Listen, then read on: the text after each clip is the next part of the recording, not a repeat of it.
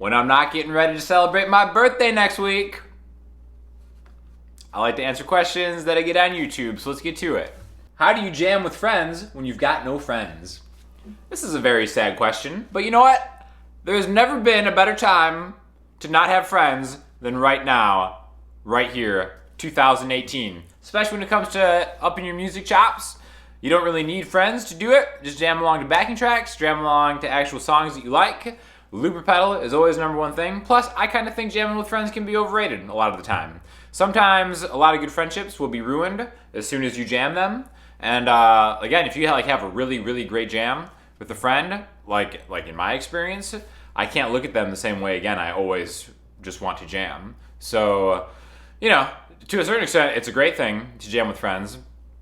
But once you finally get past that hurdle and you have a great jam, things might not ever be the same. So just think about that next time you think about jamming with friends. But honestly, really, even just like with yourself, a lot of the videos that I do are kind of talking about how to take chords and then combining them with different like scales and stuff like that, which I think has kind of like a jam component where you might hit like a chord and then into a scale.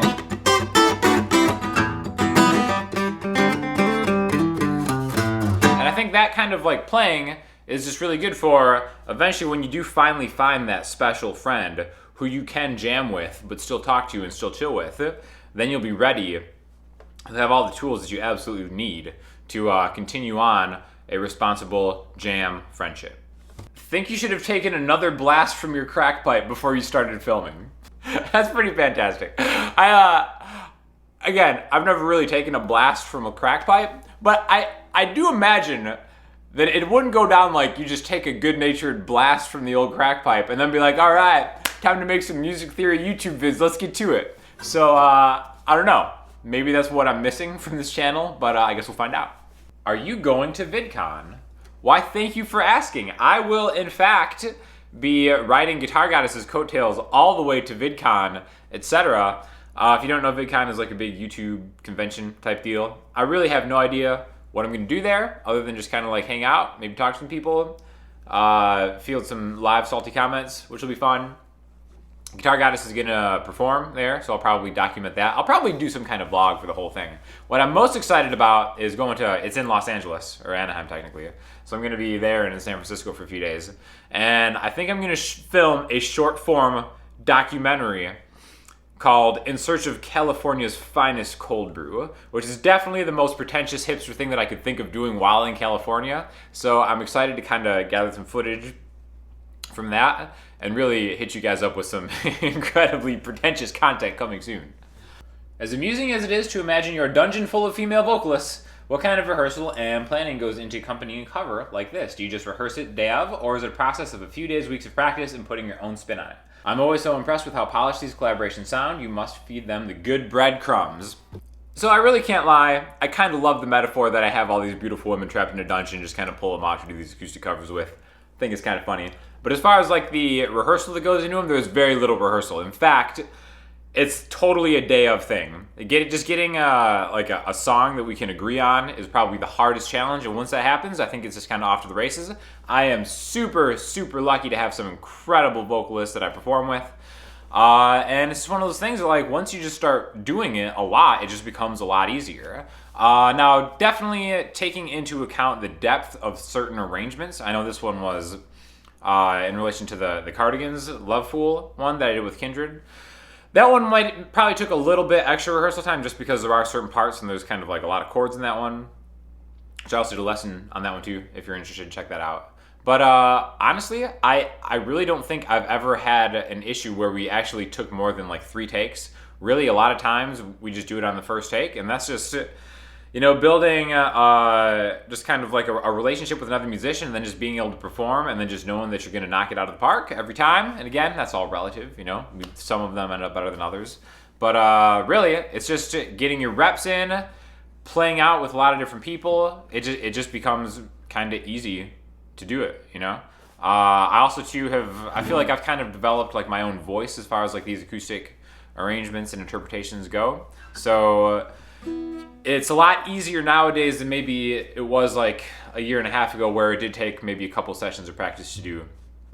But now it's really cool. We just kind of like get together whenever we can and just try to rock out an acoustic cover or two. And I always appreciate you guys checking it out and leaving good feedback. Who cares about your messages in tweets, you self-gratification bastard? Not cool, kill yourself. That's definitely a pretty aggressive Salty Blues comment of the week. I don't know, I mean, self-gratification, there's really not much I can do about that. Tweets, I don't really talk about tweets that much. I don't know, maybe I should start tweeting more. But anyways, I've gotten a ton of Salty Blues comments from the Oasis Wonderwall video last week, and I think I'm actually gonna rank them in its own video with the flame emoji judgment system. So look forward to that coming soon. This will be invaluable for songwriting. A question for another time. Did your songwriting brain ever dominate your practice and development as a guitar player? I am plagued with a songwriting ADD that takes over the moment I learn a new chord voicing or technique. It's cool to apply a new skill, but sometimes it takes months to move on. Any advice on how to rein this in? 100%. I definitely think of myself as a songwriter first, guitar player secondary, and this is something I really kind of struggled with as far as like maybe implementing some kind of new technique or chord voicing or whatever into my songwriting, just because I would always get distracted. Like if maybe I'm practicing and just like running scales or something like that, I'll always just maybe noodle around until I find something and then just go into like songwriting mode. Really it's just kind of discipline and maybe even just having an idea of what you want to work on and maybe incorporating that into some kind of song. Because I think that's like the most practical application for any music theory is trying to use it in the context of the song. So maybe just like take some new stuff that you're learning, whether it be like a new exotic scale or something like that, and then try to write a song based around that. And hopefully that'll kind of inspire you to keep practicing the thing that you're doing even more. Tasty, tasty stuff. When is the album due out, I pray? So now I've got a couple things going on. I've got Los Jefes Riffes, rocking the merch, as always, in the merch store, linked below, which I think that's just going to be kind of one-off things I'm going to do as collaborations with other musicians. We got some cool feedback on the one I did with Logan a few weeks ago. And I've got my own album that I'm almost done with. There should be another track coming out in the next couple weeks once I get back from traveling and stuff like that. So definitely by the end of the summer, I'll have something out. And again, before then, if you want to check out any of the original music, I would appreciate it. And any feedback you have is always welcomed. So for listening homework this week, in honor of my trip to California to find California's finest cold brew, I'm going to honor the patron saint of hipsters, Father John Misty, and the new Father John Misty album. So definitely check this out. I really think that this is probably my favorite thing that he's done. It's polished. I think the songwriting is really good, and I think you might like it. So check it out. Let me know what you think. Any questions or comments, hit me up in the comment section, Instagram, Twitter, or the website, and I'll talk to you all soon. Thanks a lot.